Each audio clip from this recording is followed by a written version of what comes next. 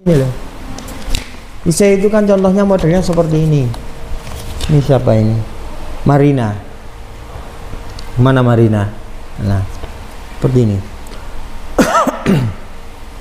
Ini juga IC, kan juga ada judulnya ya, sama. Tapi untuk bahasa IC itu bahasa yang dilakukan oleh Marina seperti ini. Ya, mengalir, runut, semuanya kan bentuknya IC, ada judul ya. IC itu ada judul, ada isi. Ya, ada pendahuluan. Nah, ini sayangnya langsung ke isi Marina. Yang lain-lain juga langsung ke isi. Bahasa Marina kan lebih sederhana, tidak bahasa tekstual. Yang lain yang komplit itu kan Mawar sama Nuvita. Komplit, hasil membacanya komplit dan kompleks. Tetapi dia masih menggunakan bahasa buku yang dia baca. Ketika saya minta untuk menyampaikan ulang, nek gak membaca ndak bisa. Ya, dosen nyentri.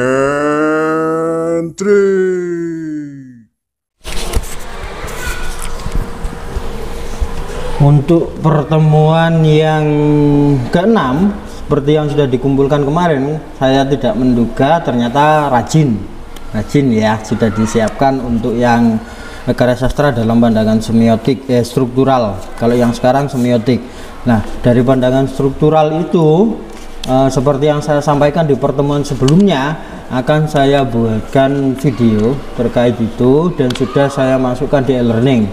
Video seperti yang lain-lainnya ya, hasil rekaman pembelajaran seperti ini kan saya masukkan di e-learning.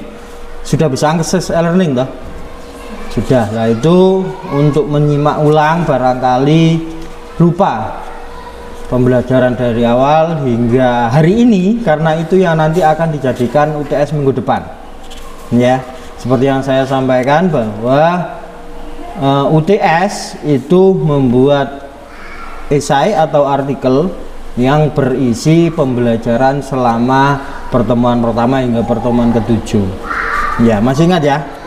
Nah, itu kemungkinan kalau ada yang lupa, kemungkinan ya, kalau ada yang lupa itu bisa disimak ulang materi rekamannya atau video pembelajarannya itu di e-learning ya. Jadi pertemuan 1 sampai pertemuan hari ini yang ke-7 biasanya tidak bisa langsung saya siapkan karena ada proses unggahnya gitu ya, karena video itu lebih besar. Nah, biasanya mungkin maksimal biasanya Senin sampai Rabu untuk yang ke-7, yang terakhir hari ini nanti recordnya misalnya. Nah, jadi untuk pembelajaran pertama hingga ke-6 itu sudah bisa diakses di e-learning ya, untuk kalian menyiapkan ya UTS. Lah, UTS-nya itu kan close book, bisa kalian kerjakan di rumah. Jadi minggu depan itu tidak perlu ke kampus minggu depan UTS itu kalau mata kuliah saya. Kalau mata kuliah yang lain yang misalnya mengharapkan ke kampus ya ke kampus, kalau enggak ya berarti semuanya di rumah ya. Itu nanti kalian menyesuaikan soal di e-learningnya. Nah, kan ini baru pertama ya untuk UTS ya, untuk beradaptasi dengan e-learning. Nah, itu kalian masuk ke e-learning, biasanya di situ nanti ada soal ya. Di pertemuan UTS-nya itu kalian download, ngikuti instruksi soalnya. Setiap mata kuliah seperti itu ya. Dan itu juga untuk mengumpulkannya juga di pertemuan UTS itu ya, menguploadnya. Kan belum pernah mencoba mengupload atau sudah pernah? Nah, tapi kalau mengupload PPT itu nggak bisa ya, error gitu. Dia lampiran juga sudah. Apakah ada keterangan hanya berupa PDF? Nah, kalau misalnya hanya berupa PDF, berarti PPT-nya di PDF kan? Biasanya ekstensi. Nah, memang LMS-nya ini berubah, nggak tahu sejak semester ini LMS-nya itu berubah. Dulu hampir sama dengan website utama, tampilannya semua sama. Nah, sekarang mungkin itu dulu saya sempat menyampaikan di awal untuk adminnya, untuk ketika rapat dan lain sebagainya, harap dibatasi sehingga nanti nggak kepenuhan, kalau kepenuhan berat gitu ya. Nah, dulu awal-awal dosen-dosen itu memberi tugas mahasiswa buat video tapi diunggahnya di situ. Nah, video kan besar. Akhirnya ketika kayak harddisk gitu ya, diisi video terus kan akhirnya penuh. Nah, mungkin salah satunya pengaruhnya seperti itu.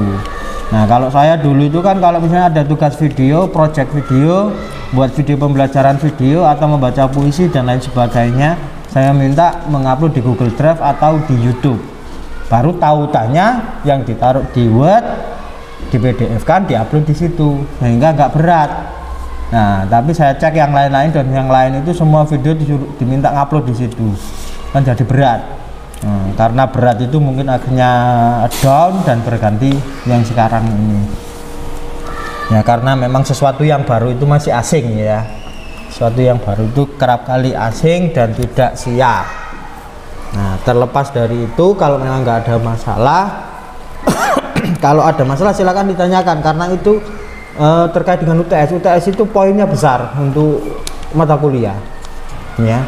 Jadi kalau penugasan seperti ini kan penugasan. Nah, itu poinnya kurang lebih 5 sampai 10 poin. Nah, dengan UTS itu 35 kalau tidak salah sampai 45 poinnya. UAS sisanya.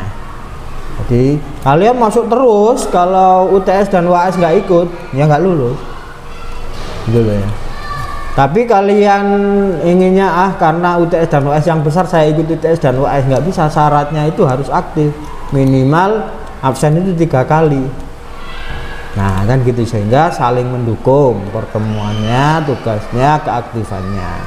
Jadi semacam itu terkait untuk UTS. Aman ya? Ya silakan. Membuat sebuah artikel Ya.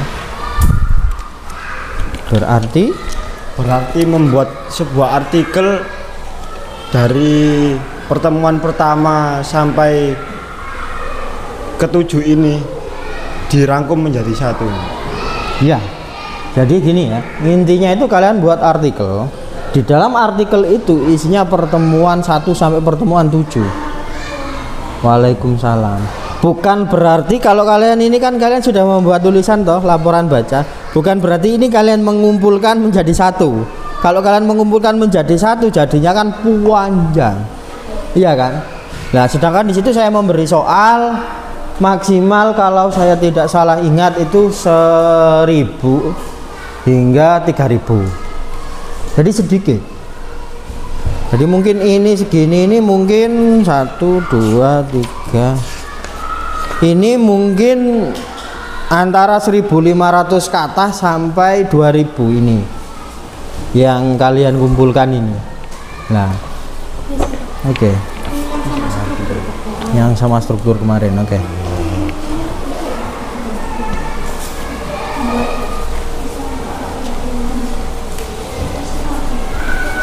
Jadi 1, 2.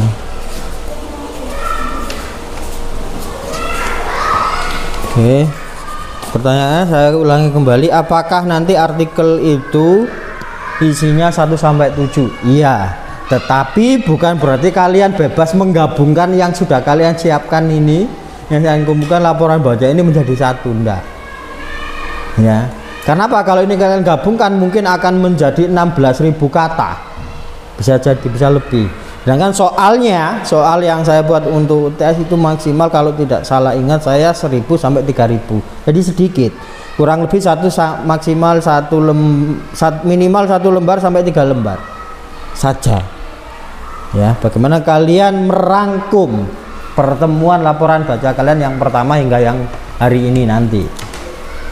Pak, saya sudah lupa penjelasannya, bisa ditengok ulang video pembelajarannya di e-learning, mengakses di e-learning. Jadi saya ingatkan kembali karena sudah mulai bisa akses e-learning. Kalian kalau masuk e-learning itu ada centang, ya. Centang itu adalah absen kalian, ya. Jadi salah satu syarat UTS itu memiliki absensi 7 kali, itu 6 sampai 7 kali. Jadi absennya di sana. Ya, kalau selama ini belum pernah absen, ya segera absen. Kalau sudah buka e-learning tapi belum nyentang di e-learning, ya segera dicentang. Nah, itu syarat administratifnya. Selain syarat administratif keaktifan perkuliahan, juga administratif soal pembayaran. Nah, itu dilengkapi juga bagi yang belum. Kalau memang belum, ya menemui Kaprodi atau petugas yang berwenang agar bisa diizinkan ikut UTS jika memang belum beres tanggungannya. Kalau yang sudah beres ya sudah aman kan gitu. Biasanya kan ada administratif itu. Ya, biasanya kalau pembayaran belum lunas, belum terbayar atau masih ada tanggungan, kadang dosen itu kan masih toleran, kalian masih boleh ikut. Nah, tapi endingnya di akhir nilainya nggak keluar. Nah, itu akan ribet. Maksudnya dosen sudah mengirim, Kaprodi menangguhkan nilainya jadi nggak keluar. Jadi mungkin sudah bayar atau mungkin belum bayar, lah itu ada efeknya juga. Ya, Pak, nilai saya aktif kok nilainya E. Misalnya ada pertanyaan gitu, karena baru semester 1 kan saya memberi penjelasan ini intermezzo aja.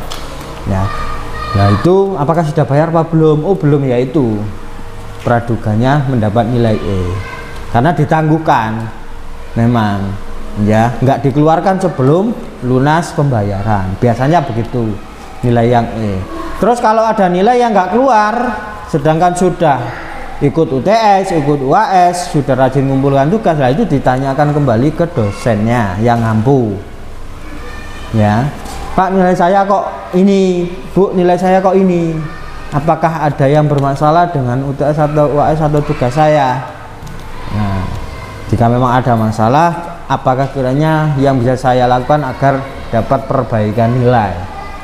Itu caranya, ya biar lulus. Ya, ini sekedar intermezzo saja. Selebihnya kita kembali masuk ke materi. Tapi teknis itu sudah dipahami atau ada yang mau ditanyakan lagi? Sudah? Aman? Cukup ya? Jika cukup, kita akan masuk ke materi yang terakhir. Kemarin kita sudah mulai masuk ke wilayah teori mimetik, ya, struktural, dan sekarang semiotik. Oke, saya cek terlebih dahulu catatannya, laporannya.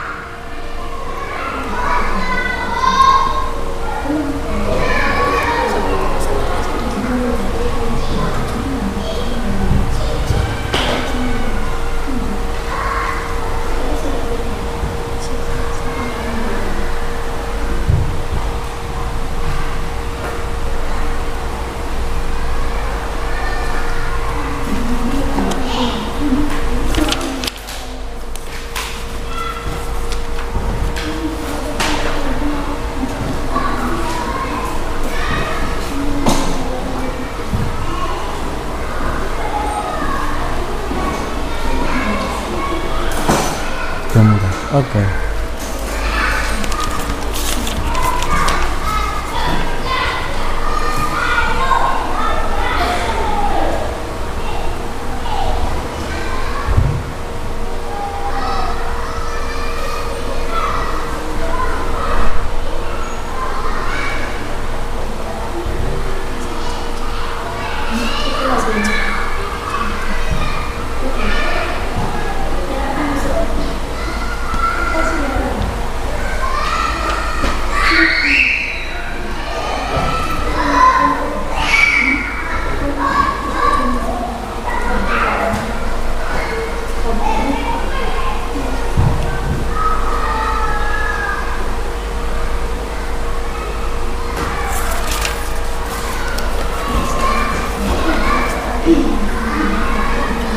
Ini diantara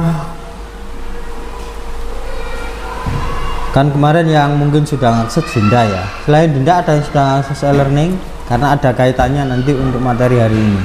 Selain Dinda, ada yang lain? Belum sama sekali ya. Jadi materi hari ini ada kaitannya dengan materi yang telah kalian tulis yang kalian baca di catatan sebelumnya, karya sastra dipandang dari strukturalisme ya, atau strukturalisme.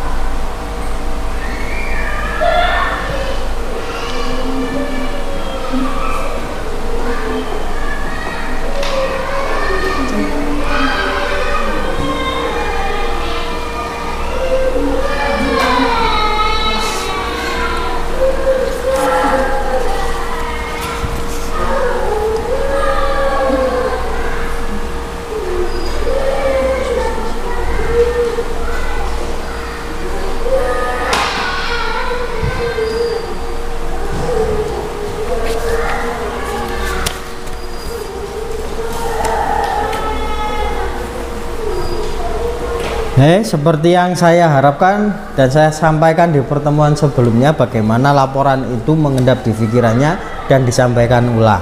Nah, karena ini yang paling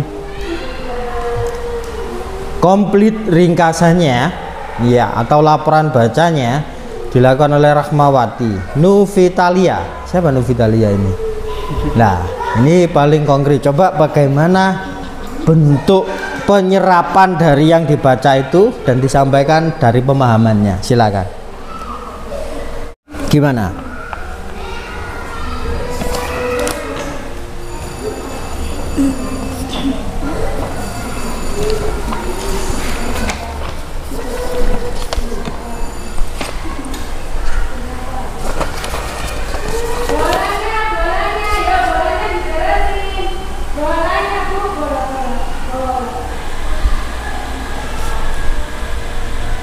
Silakan.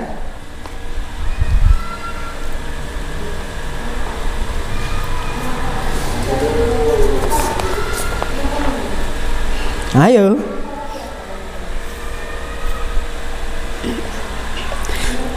Saya di sini menulis tentang Longinus dan aspek ekspresif karya sastra yang mempunyai dua faktor model semiotik, yaitu karya sastra sebagai struktur yang menyeluruh dan karya sastra dalam hubungannya dengan kenyataan.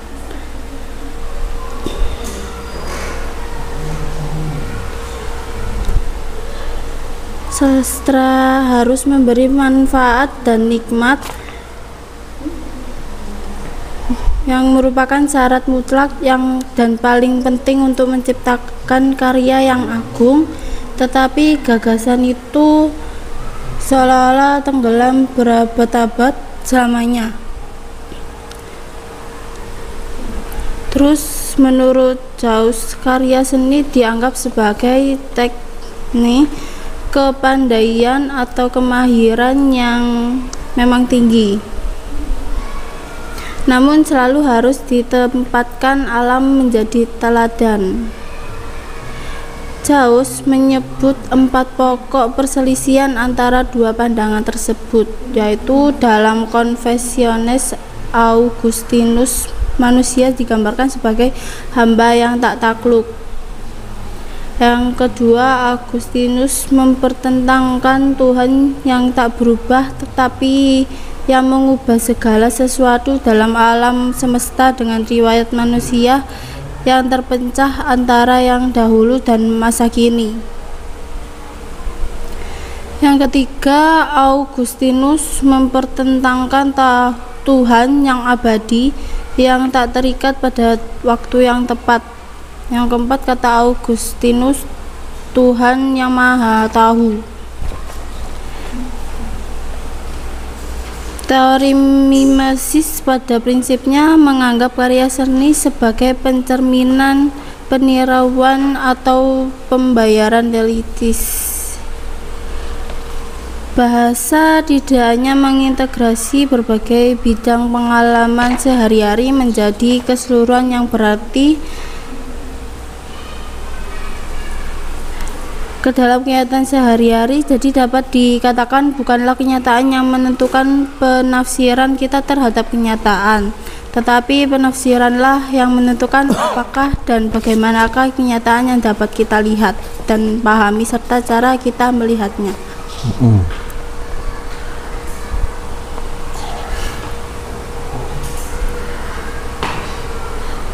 Jadi yang kamu dapatkan seperti apa kira-kira? Ketika bicara soal semiotik, karena kamu menyebut bahwa Tuhan Maha Tahu gitu ya, kita sedang berbicara soal semiotik. Ini kita sedang berbicara semiotik atau berbicara tentang religius?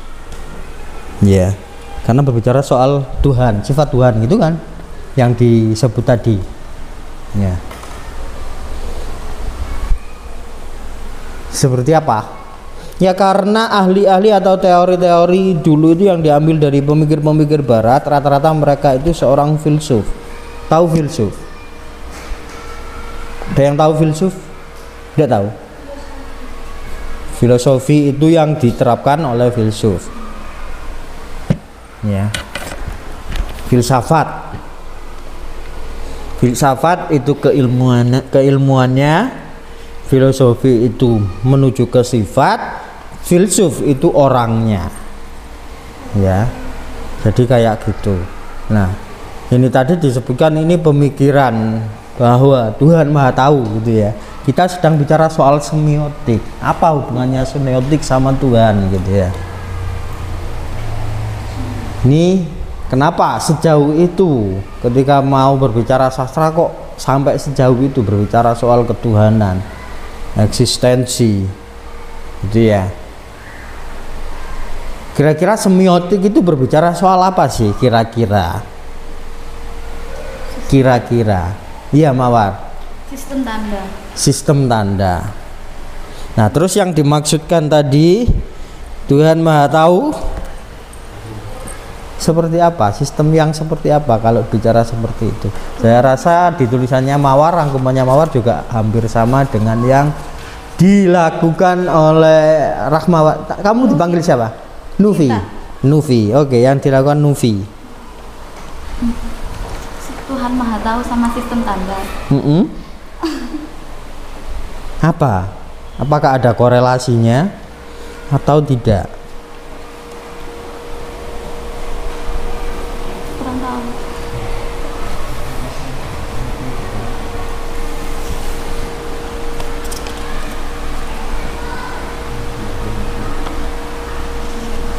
Bagaimana?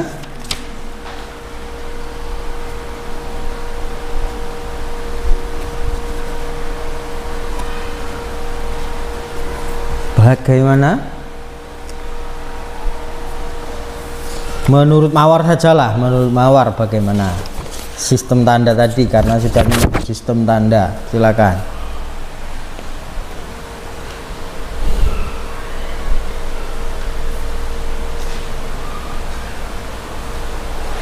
Kita tinggalkan pemikiran Agustinus dulu yang berbicara soal Tuhan gitu ya, kita tinggalkan dulu. Mungkin bagaimana Mawar? Mungkin kan itu tadi dengan sistem hubungan Tuhan dengan sistem tanda.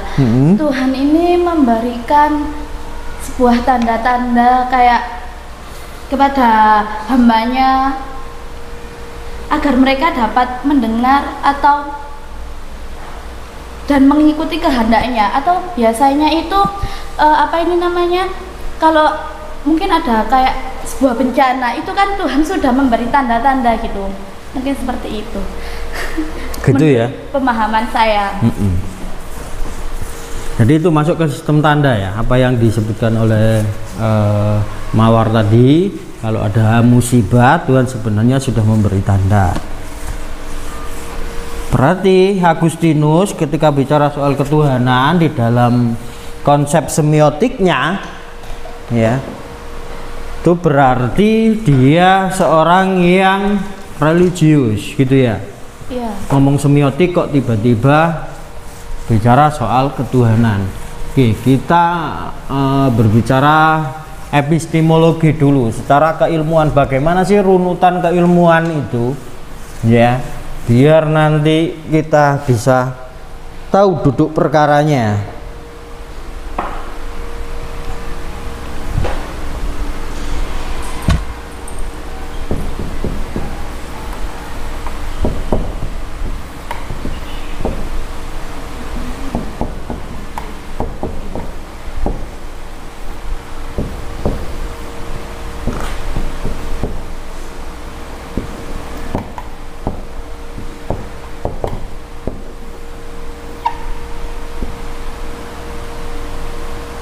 Awalnya semua teori-teori di barat itu mengagungkan yang namanya materi. Materi itu berarti sesuatu yang bisa dilihat. Paham ya? Materi bukan materi uang ya, tapi materi seperti ketika kita mempelajari ilmu alam. Ya, ada molekul itu ya, ada ion, ada bakteri, semua itu kan sesuatu yang ada. Ya. Wujud ini ya, tetapi orang-orang saat itu tidak percaya yang sebaliknya.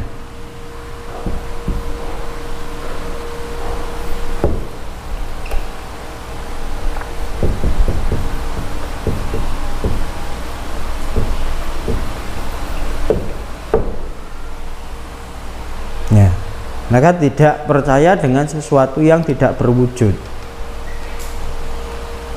Jadi kalau di timur itu kita percaya mitos, ya, tapi di sana sebaliknya, mereka tidak percaya mitos, tidak berwujud. Ini tidak percaya, yang dipercaya adalah yang wujud. Jadi yang bisa dilihat oleh panca indera. Cara epistemologi keilmuan yang mengacu ke barat seperti itu, materi, ya, penelitian semuanya keilmuan harus ada wujudnya. Kalau nggak ada wujudnya mereka tidak membenarkan itu sebagai ilmu. Ya, epistemologinya seperti itu, sehingga menurunlah ke ilmu-ilmu fisik, ya, ke ilmu-ilmu alam, ke ilmu-ilmu pasti, ya. Pokoknya semua bisa diwujudkan, semua bisa dibuktikan, ya, sehingga ilmu-ilmu eksak di sana menguasai, ya.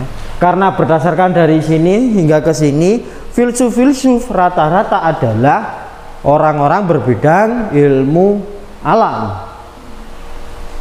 Salah satunya Agustinus tadi, ya, hingga berbicara soal itu. Nah, tetapi pada masa ini, ya, pada masa di sini, ya, ini proses menuju ke sini, ini ya, perkembangannya ini ada krisis kepercayaan pada titik ini krisis. Maksudnya krisis kepercayaan itu seperti apa? Segala sesuatu dianggap benar kalau bisa dibuktikan, ya. Sehingga orang merasa ingin benar harus bisa membuktikan. Sehingga keilmuan itu, ya, akhirnya membuat krisis kepercayaan.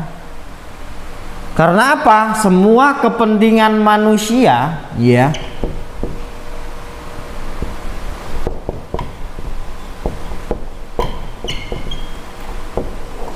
ini yang memperbudak ilmu.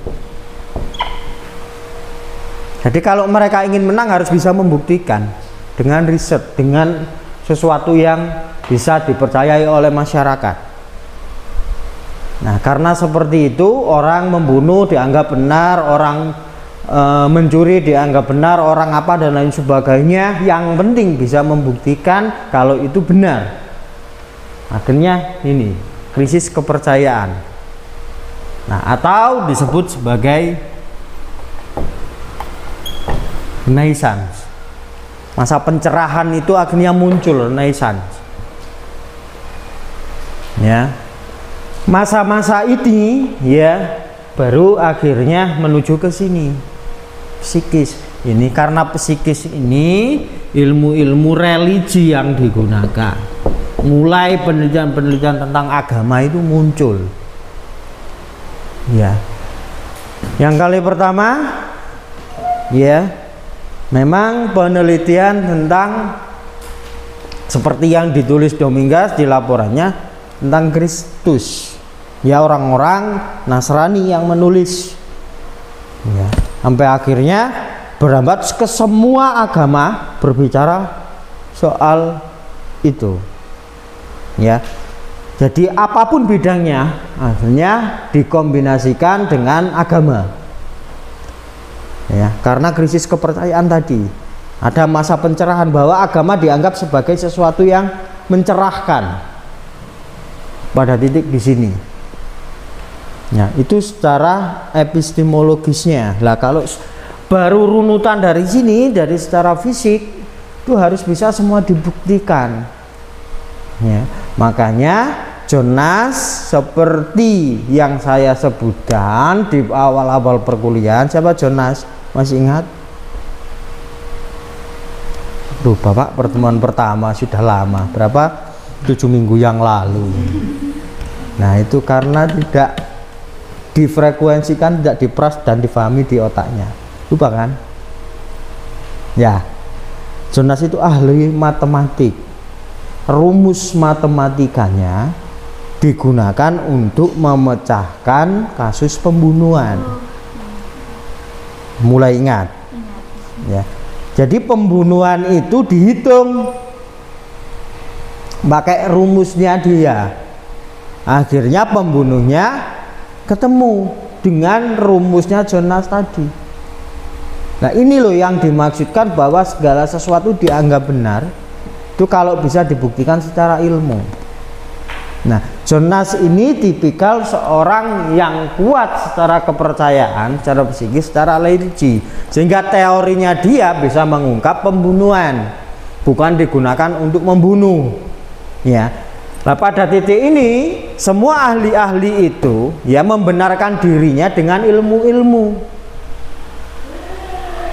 Ya, semua dianggap benar karena ada penelitiannya, ada risetnya. Saat itu ya semua dibawa ke sini, kepentingan manusia.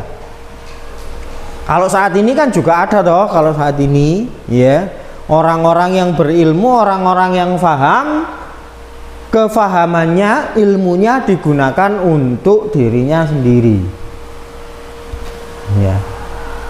Orang yang sudah tahu hukum, hukumnya nanti kalau mengambil ini, mengambil itu untuk korupsi ini dan itu nggak boleh, tetapi dia punya caranya, ya, agar menjadi boleh, iya kan?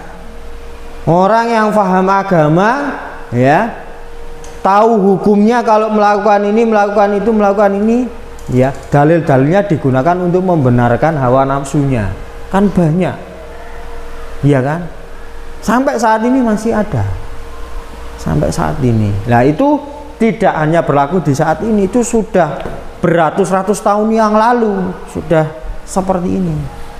Nah, sehingga apa yang kembali lagi sampai ke titik ini, psikis, religi, penelitian-penelitian religi akhirnya muncul digabungkan dengan keilmuan-keilmuan apapun, ya, yang akhirnya melahirkan masa Renaissance atau masa-masa pencerahan. Aufklärung, ya, sehingga Agustinus tadi bicara soal semiotik itu seperti konsep tanda-tanda yang diberikan Tuhan ketika kita hendak melakukan sebuah kesalahan. Ya, kan ada tandanya. Kalau kalian mau melakukan kesalahan, hatinya itu biasanya tidak enak. Tapi kan kita tidak paham apa sih maksud hati saya berdebar-debar, nggak tenang, ya kan?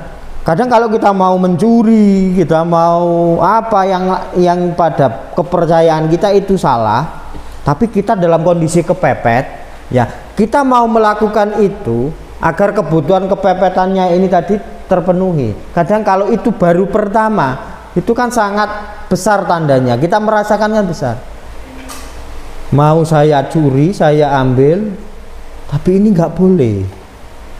Tapi kalau nggak saya ambil, ya kebutuhan saya yang ini, ya misalnya untuk makan saya sudah 3 hari gak makan, di situ ada uang 10.000 bisa buat beli makan, misalnya, ya diambil itu tidak miliknya sendiri atau milik orang lain.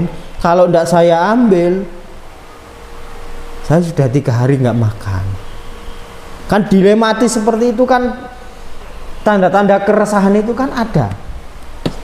Itu kalau kita kali pertama, tapi kalau sudah sering akhirnya melakukan itu kan sudah semakin menipis tanda-tandanya. Jadi debar-debaran hati itu, kegelisahan itu semakin lama kan semakin hilang karena kalian nggak mempedulikan itu. Tetapi kalau kalian mempedulikan tanda-tanda itu, kalian jadi semakin peka. Itu ada intinya, ya kan? Nah, makanya ya kadang orang yang jatuh cinta dengan seseorang gitu ya, orangnya dekat gitu ya, lewat di dekat sini kok hatiku deg-deg iki apa gitu ya. Ya. Padahal nggak ketemu, misalnya ini di sini, ternyata orang di luar itu dia nunggu di luar, nunggu kamu pulang kuliah, selesai kuliah gitu. Deg-deg gila, apa sih adikku kok deg-deg gitu. Ya, hati saya kok berdebar-debar begini, ini kenapa gitu ya. Nah, itu kan salah satu tanda permisalannya.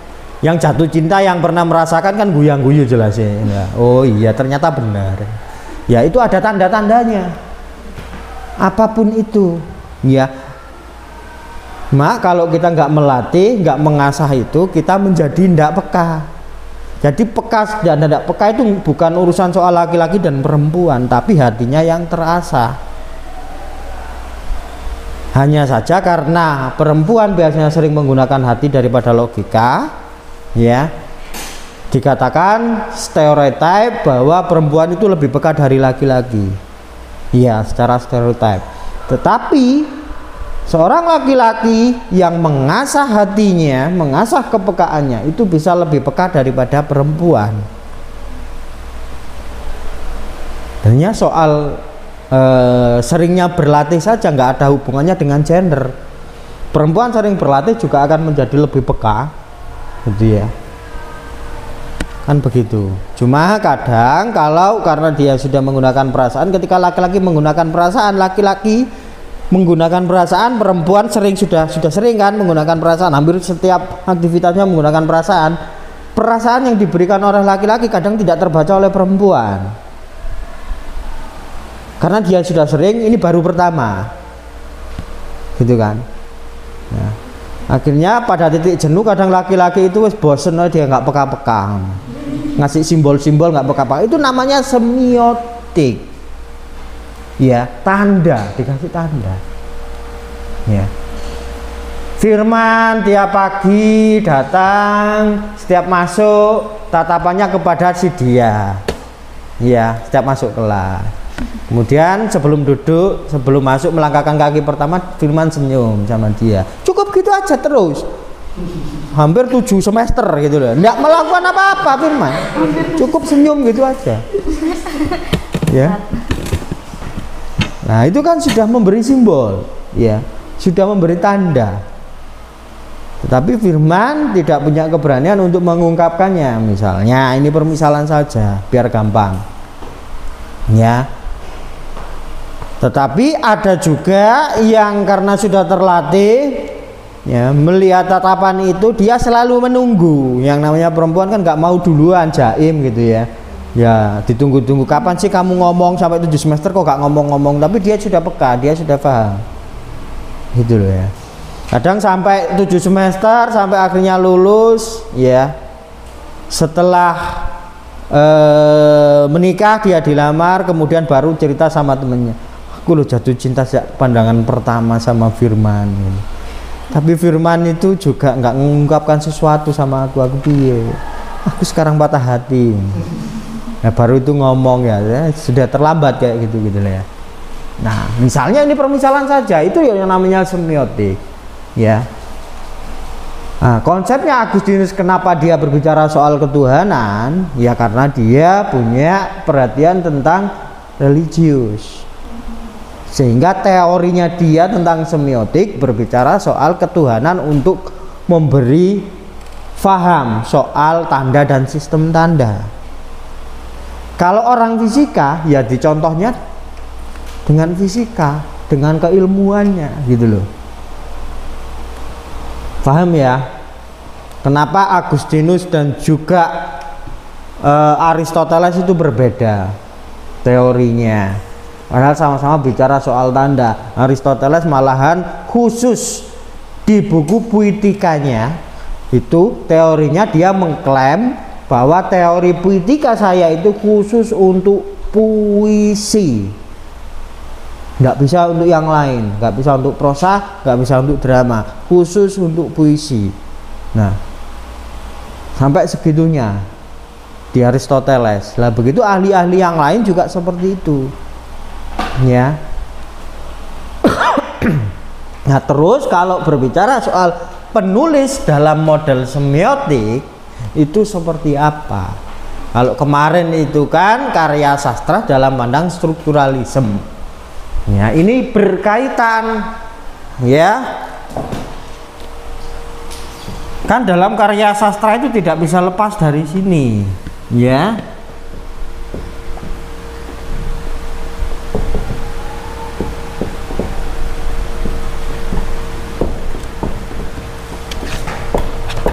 Kemarin kita sudah membicarakan soal karya dalam pandangan strukturalisme.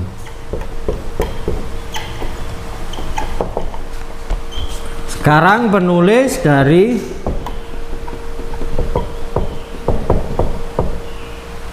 ya, posisinya sama. Ketika karya dilihat karyanya, dia sebagai bentuk yang otonom, ya. Penulis dari segi semiotik, kalau menurut Agustinus itu seperti dia mengibaratkan penulis itu seperti Tuhan yang menciptakan sesuatu. Ya. Karya sastra itu tidak lahir dari batu seperti Kerasakti. Enggak ya, tapi ada yang nulis. Dunia juga seperti itu. Dalam pandangan Agustinus begitu. Bumi itu ada yang menciptakan. Kalian ada yang menciptakan enggak? Ada, ya kan? Kita bicara soal ini sekarang. Ini langsung jadi begini atau ada yang membuat? Ada yang membuat. Nah, itu yang dicontohkan oleh Agustinus. Sesuatu yang ada bentuknya itu ada yang membuat. Nah, itu sehingga konsep itu oleh Agustinus bahwa penulis itu diibaratkan seperti Tuhan dalam konsepnya yang mencipta. Mencipta apa? Mencipta tanda. Ini juga sama di sini di strukturalisme itu kan juga itu ada tanda di sini. Yang ini kalau secara strukturalisme karya sastra dilihat dari karya sastra saja, nggak dilihat dari yang lain-lain. Walaupun dibagi menjadi 3, yang pertama itu strukturalisme formalis yang benar-benar karya sastra, lihat karya sastra tok. Kemudian yang kedua itu genetik, di mana genetik itu gen. Tahu gen? Gen itu berarti pembentuk. Kalau berbicara soal gennya karya sastra kira-kira apa? Realita. Jadi karya sastra itu tidak berangkat dari kekosongan. Kalau menurut genetik pasti ada yang memicu. Yang saya contohkan di video pembelajaran itu saya menyebut puisinya Taufik Ismail Jembatan Merah di Surabaya. Kalau kalian ke Surabaya, kalian bisa menemukan jembatan merah seperti di puisinya Taufik Ismail. Ya. Itu kalau memandang karya sastra dari genetik. Terus dinamik itu ya hampir sama dengan genetik. Tetapi dari karya sastra ini, dari tanda ini, lah ini sinkron akhirnya ketemu. Kalau strukturalisme dinamik itu karya sastra itu memiliki simbol yang dimana simbol itu berbicara soal realita, soal sejarah, soal budaya. ciptakan ini. Lah penulis menciptakan ini. Nah kalau di karya sastra juga ternyata di pandangan strukturalis itu ada tanda juga seperti itu. Sehingga penulis dalam hal ini ya ini yang menciptakan ini. Ini diambil dari mana? Dari realita. Nah kalau saya sebutkan biar kalau mungkin sulit untuk menyebut Jembatan Merah puisinya Taufik Ismail, kita kembali ke Saud Situmorang yang kemarin saya sebutkan, malam lebaran bulan di atas kuburan. Nah itu kan ada tanda. Tandanya apa? Malam lebaran itu ada bulan yang nampak. Kalau ada seseorang yang sudah melihat bulan gitu ya, itu dianggap sudah lebaran besoknya. Kan itu kan tanda. Bulan yang ditulis oleh Saud Situmorang ya, itu adalah tanda dari realita. Itu maksudnya. Jadi Saud Situmorang menciptakan tanda dan tanda itu diambil dari realita, di mana penanggalan dalam Islam yang digunakan itu menggunakan penanggalan rembulan. Penanggalan rembulan itu juga digunakan oleh orang Jawa. Ya. Kalau penanggalan Masehi itu menggunakan penanggalan Masehi. Tanggal 1, tanggal 2, tanggal 3 sampai tanggal 31 itu loh, itu menggunakan apa? Bintang,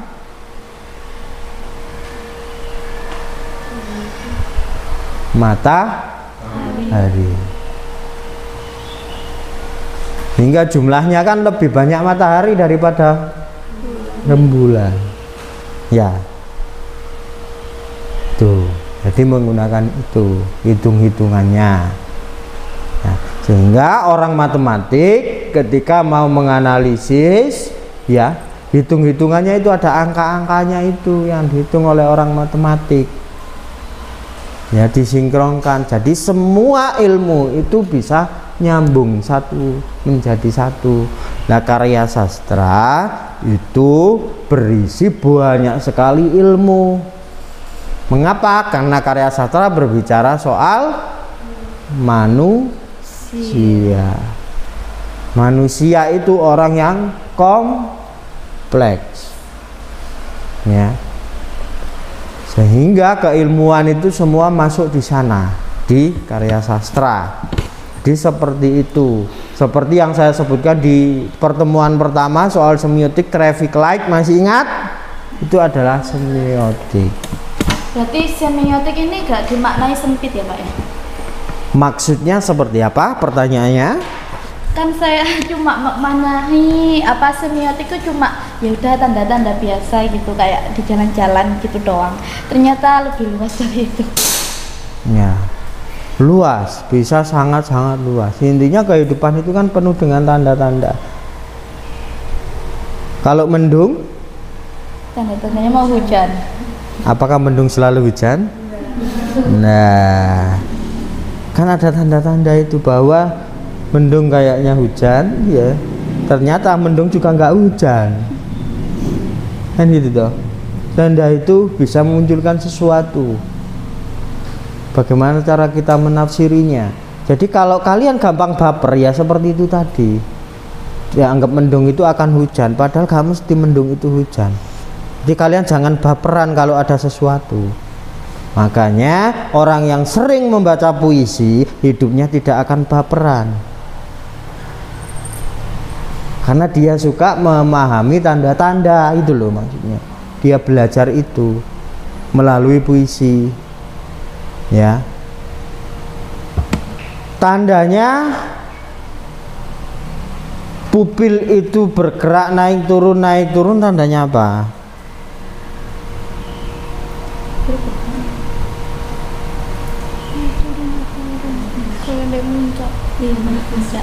Bernafas.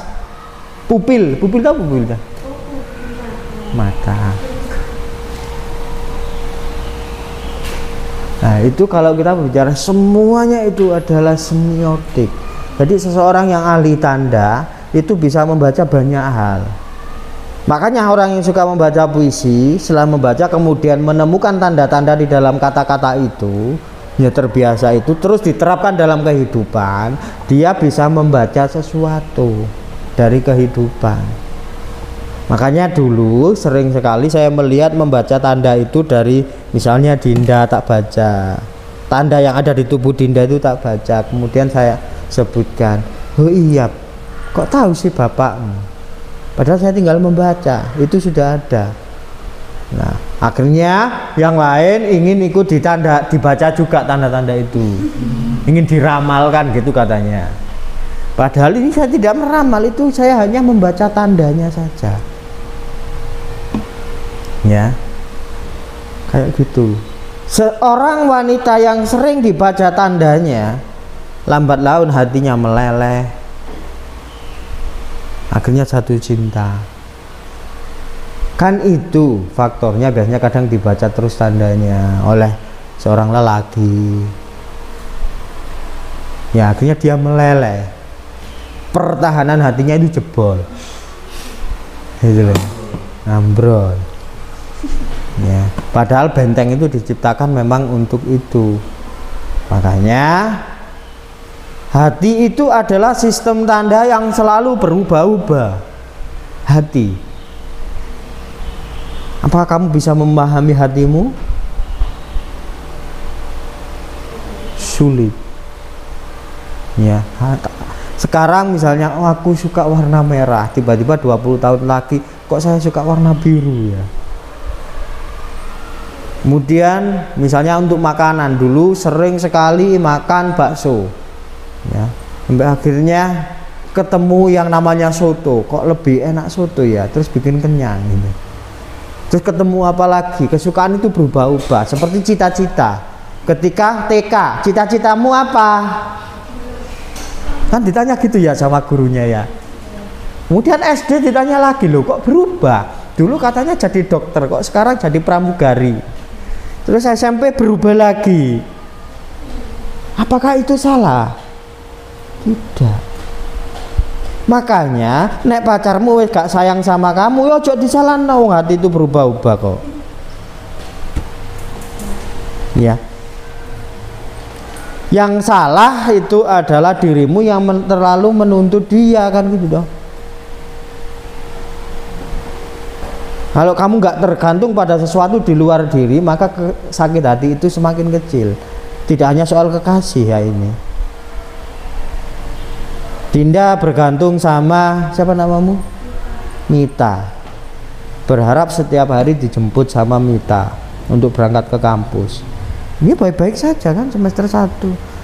Tiba-tiba dapat 2 semester, 3 semester ya, sama-sama saling tahu keburukan masing-masing, mulai gak mau jemput ya, akhirnya membicarakan keburukan masing-masing. Kan itu bisa terjadi.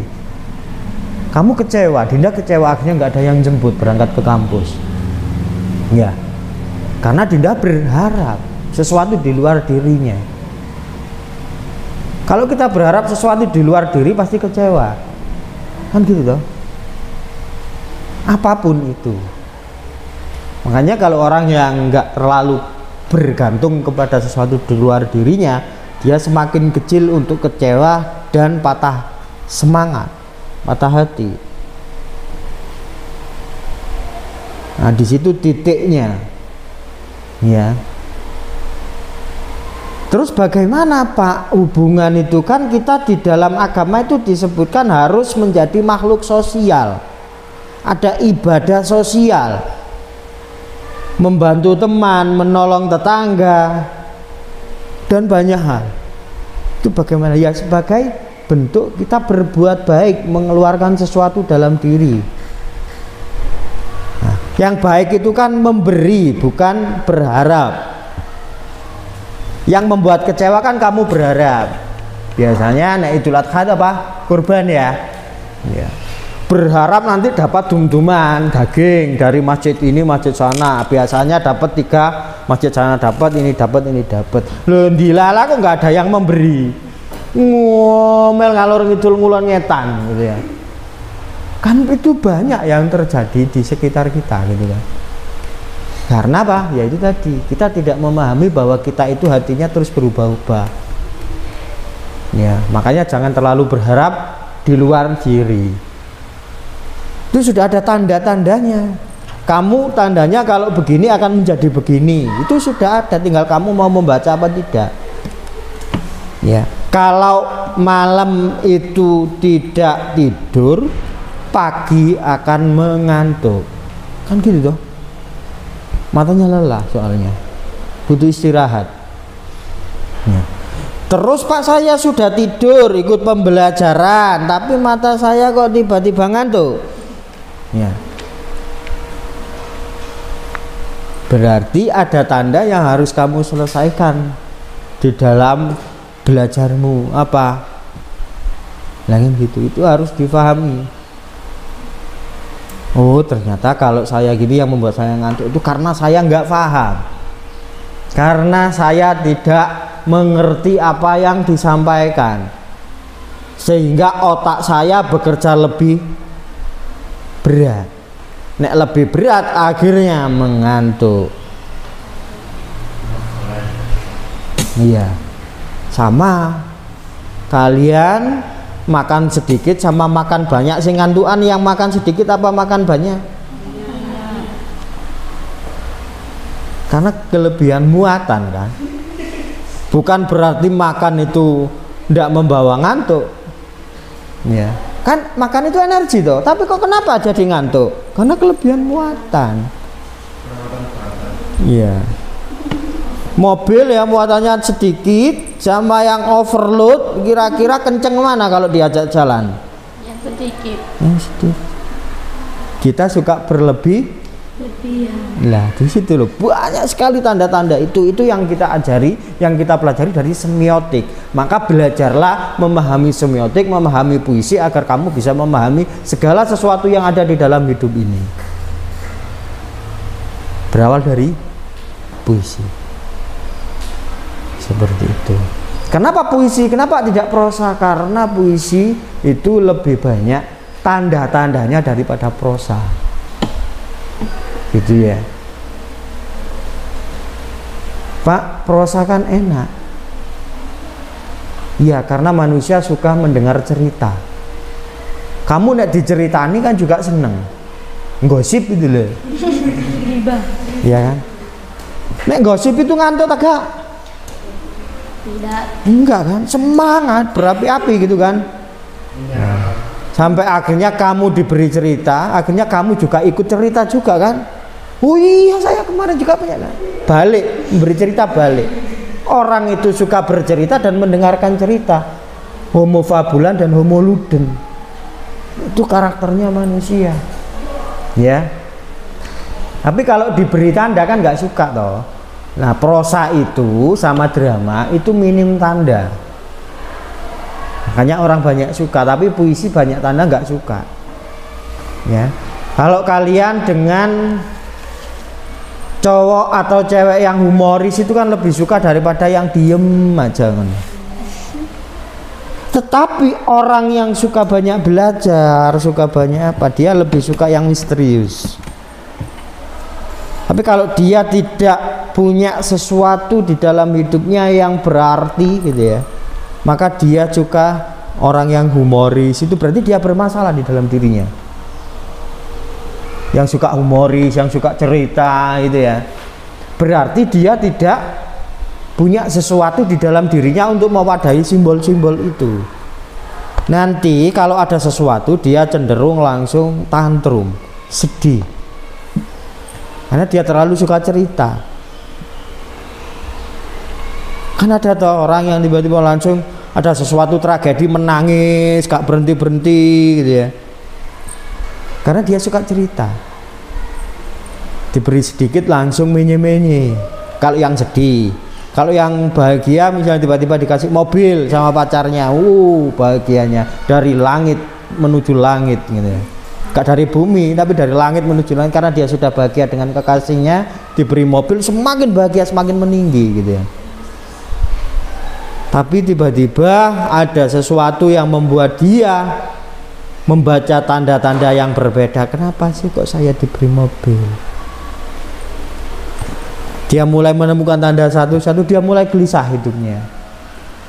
Nah, itu yang dimaksudkan bahwa penulis itu seperti Tuhan dari Agustinus, menciptakan tanda. Bukan berarti penulis itu Tuhan ya. Yang dimaksudkan Agustinus tidak seperti itu. Walaupun kalau di dalam Islam itu kan nggak boleh menyamakan Tuhan dengan sifat-sifat manusia. Kalau di dalam Islam, ya seperti itu. Nah, silahkan ada yang mau ditanyakan terkait semiotik. Jadi ini hanya pemikiran secara terbuka. Maksudnya pemikiran secara terbuka bahwa yang saya sampaikan detail-detailnya itu ya bisa kalian baca kembali bagaimana pemikiran Agustinus, bagaimana pemikiran Aristoteles. Itu bisa kalian lanjutkan dengan membaca secara personal ya. Apa yang saya sampaikan ini hanya membuka pintunya saja. Rulesnya ini ya, kenapa keilmuan itu menjadi seperti ini sampai saat ini? Bagaimana rule modelnya, terbentuknya bagaimana? Sampai akhirnya menjadi puisi, menjadi karya sastra yang perlu dipahami, yang perlu dibaca tanda-tandanya, simbol-simbolnya. Seperti itu, makanya membaca puisi saat ini tanpa pengetahuan dengan membaca puisi 10 tahun lagi yang sudah banyak pengetahuan akan berbeda. Seperti itu. Silakan bagi yang mau. Jika tidak ada, ya berarti itu sudah siap untuk dirangkum dan dijadikan UTS. Model UTS itu saya suka ya kayak ini loh. IC itu kan contohnya modelnya seperti ini. Ini siapa ini? Marina. Mana Marina? Nah, seperti ini. Ini juga IC, kan juga ada judulnya ya, sama. Tapi untuk bahasa IC itu bahasa yang dilakukan oleh Marina seperti ini. Ya mengalir, runut, semuanya kan bentuknya IC, ada judul ya. IC itu ada judul, ada isi. Ya, ada pendahuluan. Nah, ini sayangnya langsung ke isi Marina. Yang lain-lain juga langsung ke isi. Bahasa Marina kan lebih sederhana, tidak bahasa tekstual. Yang lain yang komplit itu kan Mawar sama Nuvita. Komplit, hasil membacanya komplit dan kompleks. Tetapi dia masih menggunakan bahasa buku yang dia baca. Ketika saya minta untuk menyampaikan ulang, nek gak membaca ndak bisa. Ya, makanya belajar dioprek-oprek buku itu, dituliskan lebih sederhana seperti ini. Ini bahasa yang lebih sederhana. Tetapi ketika saya tanya kepada siapa? Marina, mungkin Marina juga bingung. Karena belum terbiasa mengolah pola pikir. Ya. Ya, kita perlu membiasakan berpikir kemudian menyampaikan apa yang kita pikirkan. Begitu. Membaca puisi kemudian mencoba memahami isinya. Ya. Ya. Ada puisi yang mencoba untuk diterjemahkan oleh Dinda. Itu dihubungkan dengan kehidupan. Kemudian misalnya membaca story Morang kemarin ya, malam lebaran.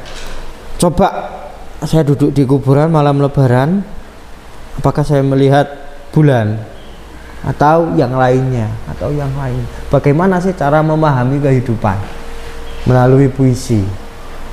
Fenomena-fenomena apa? Ya, seperti itu. Oke, jadi esai ada judul. Ya, kalian memilih judulnya apa kira-kira? Pendahuluan, isi, penutup. Tetapi esai yang saya minta untuk di UTS ada enggak ya? Kemarin sudah ada kemarin.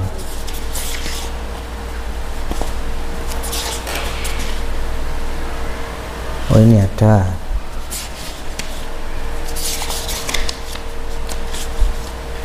Ada. Nah, jadi seperti ini.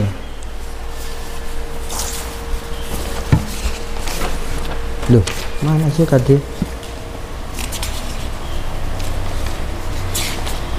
Nah, Mita. Nah, saya minta ada sumber daftar pustaka untuk diisi. Kalian dapat pendapat itu dari mana? Seperti ini. Tapi juga ada kutipan yang di dalamnya. Kutipan itu loh ya, diambil dari buku yang siapa atau tulisannya siapa. Kemudian nanti ditulis di sini. Ini kan nggak ditulis daftar pustaka. Nah, ini nanti di esai mata kuliah UTS ditulis daftar pustaka.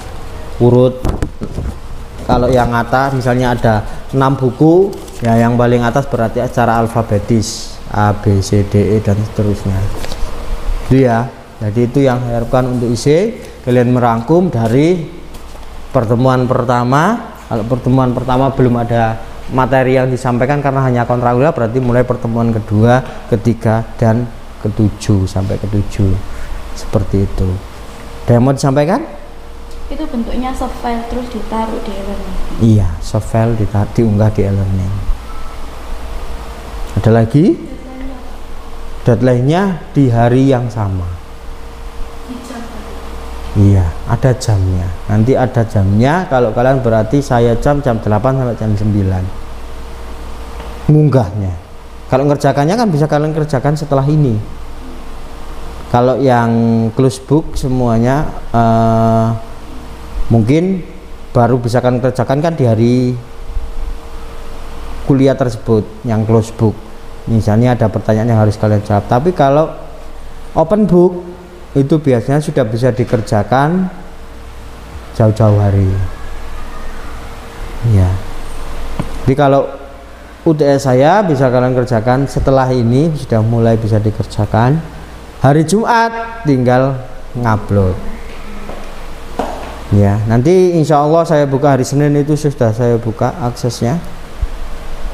Sehingga kalian Jumat itu bisa ngupload, nggak harus menunggu Sabtu. Senin sudah bisa mengupload, tidak harus menunggu Jumat. Jadi waktunya kan panjang, tapi terakhirnya pukul 9 hari Jumat minggu depan tanggal 22 ya. Terakhirnya itu pukul 9. Yang lebih dari itu nanti ada keterangan di situ Anda telat mengunggah.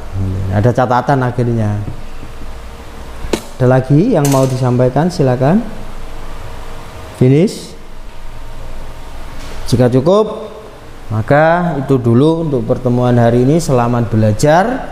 Kalau yang sudah lupa catatannya, laporan baca itu dibaca-baca kembali. Kalau ada penjelasan, butuh penjelasan, maka ditonton materinya di e-learning itu, sehingga nanti bisa menambahkan catatan yang telah kalian buat ini. Cukup sekian dari saya akhiri. Wassalamualaikum warahmatullahi wabarakatuh. Waalaikumsalam warahmatullahi wabarakatuh. Jangan lupa